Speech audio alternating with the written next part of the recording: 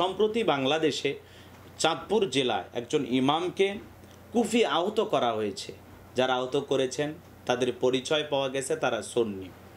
এই ঘটনার সাথে যারা জড়িত তাদের একজনকে জিজ্ঞাসা করা হয়েছে, কেন ইমামকে কোপাইলেন, কেন তাকে আহত করলেন, কেন তার ওপরে এভাবে অতর্কিত হামলা চালাইলেন। সেই ব্যক্তিকে যখন জিজ্ঞাসা করা হয়েছে সে বলা হয়েছে ইমাম সাহেব বলেছেন কোরআন হাদিসে মিলাদ নাই। এই কথা আমি সহ্য করতে পারি নাই। আমি কোরআন হাদিস গবেষণা করে মিলাদ পেয়েছি এবং তিনি অনেক কথা বলেছেন, অতিরঞ্জিত কথা বলেছেন, অতিরঞ্জিত বক্তব্য দিয়েছেন, যেটা আমি সহ্য করতে পারি নাই।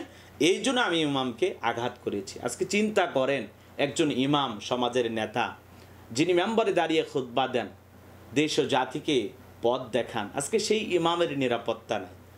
যে সুন্নি ভাই আমাদের এই ইমাম সাহেবকে আহত করেছেন তাকে এমনভাবে আঘাত করা হয়েছে, আমি সোশ্যাল মিডিয়ার কল্যাণে যে আঘাতের চিহ্ন দেখেছি, পুরোটা শরীর রক্তাক্ত হয়ে গেছে এবং তাকে এমনভাবে আঘাত করা হয়েছে তার এই কান কেটে গেছে, এই গর্দান দিয়ে অনেকগুলো শিলাই তার দেখে দেওয়া হয়েছে।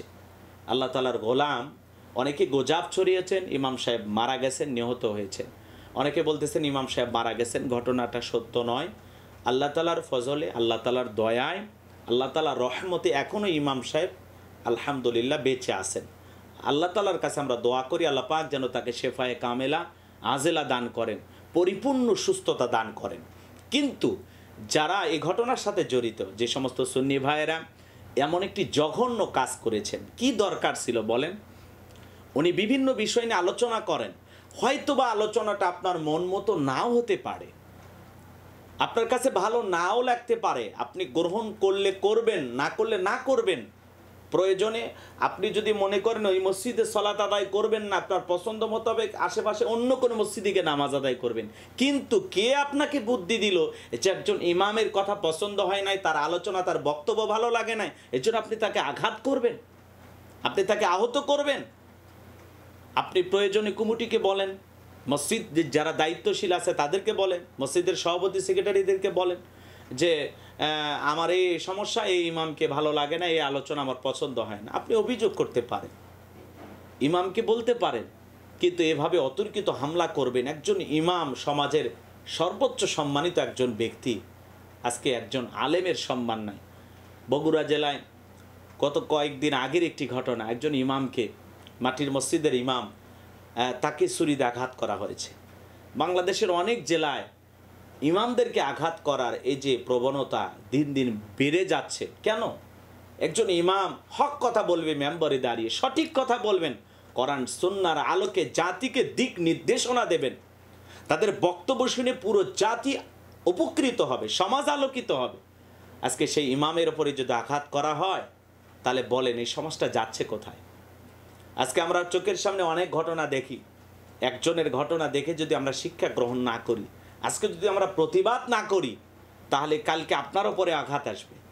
আজকে একজনকে অন্যায়ভাবে আহত করা হচ্ছে, অন্যায়ভাবে আঘাত করা হচ্ছে, এ ঘটনা দেখে যদি আমরা চুপ থাকি, প্রতিবাদ না করি, কালকে আমার ওপরে আঘাত আসবে, পরশুদিন আপনার ওপরে আঘাত আসবে।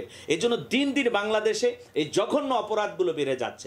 প্রকাশ্যে মানুষের ওপরে হামলা করা হচ্ছে, আহত করা হচ্ছে, কাউকে আবার হত্যা করে বিদায় করে দেওয়া হচ্ছে। এই ঘটনা কেন ঘটতেছে বাংলাদেশে? প্রকাশ্যে অপরাধগুলো বেড়ে যাচ্ছে, একজন ইমামকে আহত করা হচ্ছে কেন? চাঁদাবাজির জন্য মানুষকে হত্যা করা হচ্ছে, চাঁদার টাকা না পেয়ে স্বামীকে বেঁধে রেখে স্ত্রীকে ধর্ষণ করা হচ্ছে। এই যে অপরাধগুলো বাংলাদেশে দিন দিন বেড়ে যাচ্ছে কেন? কারণ এই দেশের মানুষ এই পৃথিবীতে বেঁচে থাকার জন্য যে পথ, যে তরিকাগুলো অবলম্বন করতেছে তার অধিকাংশ গোমরাহির পথ, ভুল পথ। তারা শয়তানের ওয়াসওয়াসায় পড়ে, এই দুনিয়া রং তামাশায় পড়ে তারা মানুষ থেকে পশু হয়ে গেছে। এই জন্য একজন ইমামকে আঘাত করে কিভাবে? কত বড় দুঃসাহস! একজন ইমামকে আঘাত করে, এভাবে আহত করে। সমাজের নেতা যিনি সালাত আদায় করেন, একজন ইমাম, কত সম্মানিত ব্যক্তি, দীর্ঘদিন ধরে খেদমত করে আসতেছেন, সেই ইমামকে নির্মমভাবে যারা আহত করেছেন, আমরা এই ঘটনার সাথে যারাই জড়িত প্রত্যেকের শাস্তির সর্বোচ্চ শাস্তি কামনা করছি, সর্বোচ্চ শাস্তির দাবি জানাচ্ছি।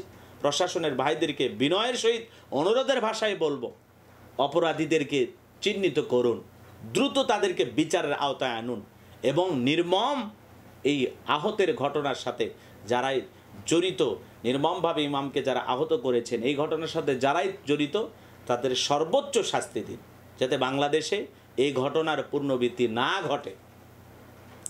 আর কত এদেশের অলিতে গলিতে মানুষকে আহত করা হচ্ছে, ইমাম থেকে শুরু করে শিশু থেকে শুরু করে নারী পুরুষ সকল শ্রেণীর মানুষের ওপরে আঘাত করা হচ্ছে।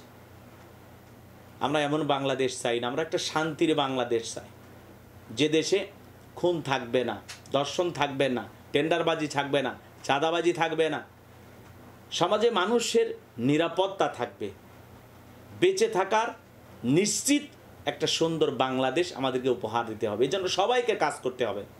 প্রশাসনের ভাইদের অনেক দায়িত্ব, আপনারা দুর্বল হবেন না। একটি দেশের প্রশাসন দুর্বল মানে রাষ্ট্র দুর্বল।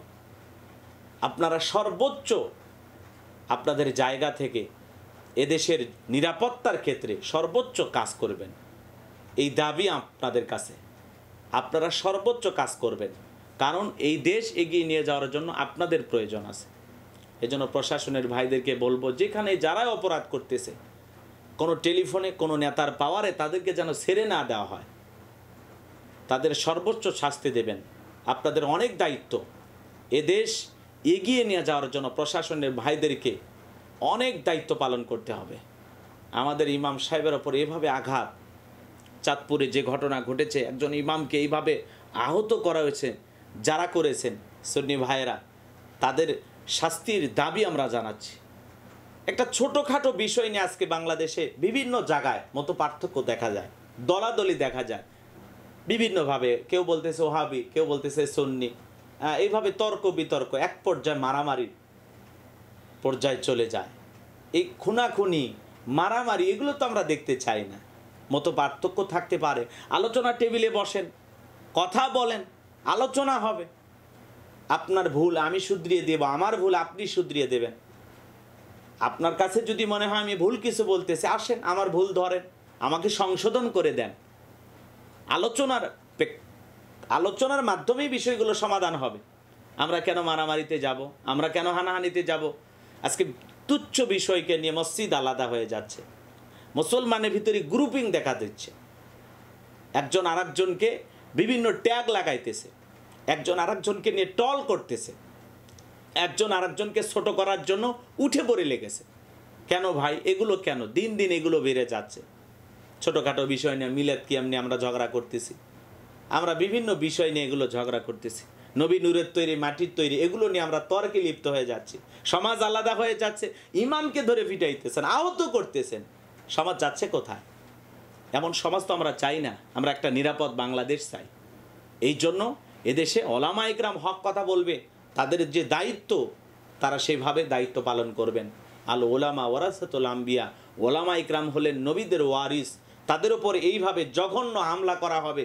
যে সমস্ত ভাইয়েরা এই ইমামের ওপরে আঘাত করেছেন, প্রত্যেকটা ব্যক্তির শাস্তি আমরা দেখতে চাই। কেন ইমামকে আঘাত করা হলো? আপনার ব্যক্তিগত কন্দলের কারণে, ছোটোখাটো একটা বিষয় নিয়ে তুচ্ছ কারণে একজন ইমামের ওপর আপনি ঝাঁপিয়ে পড়বেন। কি পেয়েছেন? দেশটা কি মগের মুল্লুক হয়ে গেছে? এদেশে কি মানুষ নিরাপদে বসবাস করবে না? একজন মানুষ কি নিরাপদে বাক স্বাধীনতা তার থাকবে না? কোরআন হাদিসের হক কথা উপস্থাপন করতে পারবে না, মেম্বারে দাঁড়িয়ে সঠিক বক্তব্য দিতে পারবে না। একজন ইমাম সুন্দরভাবে কোরআন সুন্নাহ দিয়ে সমাজের বাস্তবতা সব বিষয় নিয়ে তুলে ধরবে। আজকে সুদের ওয়াজ করলে সুদখোর রাগান্বিত হয়ে যায়। এদেশে খুন হত্যা ধর্ষণ বেড়ে যাচ্ছে, সেগুলো নিয়ে কথা বললে ইমামের ওপর চড়াও হচ্ছে। কেন ইমামের ওপরে কেন এত আক্রোশ, কেন এত আক্রমণ? এদেশের আলেমদের ওপরে কেন আঘাত করা হবে? আমরা এই ঘটনার সাথে যারাই জড়িত, আমরা প্রত্যেকের বিচার চাই, যাতে বাংলাদেশে এই ঘটনা আর না ঘটে। দিন দিন বাংলাদেশে এই ধরনের ঘটনাগুলো বেড়ে যাচ্ছে।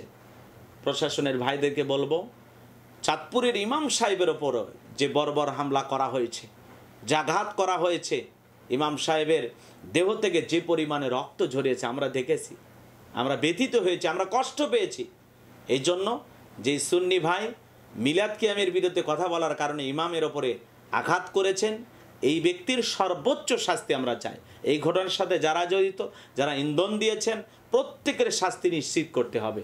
আমরা একটা নিরাপদ বাংলাদেশ চাই, যে দেশে কোনো ধরনের অশান্তি থাকবে না, সকল মানুষ নিরাপদে বসবাস করবে। একজন ইমাম মেম্বারে দাঁড়িয়ে হক কথা বলবে, সঠিক কথা বলবে, জাতিকে দিক নির্দেশনা দেবে, তার বক্তব্যে জাতি আলোকিত হবে, সমাজ আলোকিত হবে, ভুল পথের মানুষগুলো সঠিক পথ দেখতে পাবে।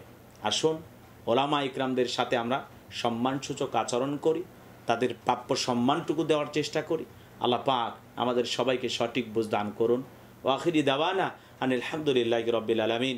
আসসালামু আলাইকুম ওয়া রাহমাতুল্লাহি ওয়া বারাকাতুহু।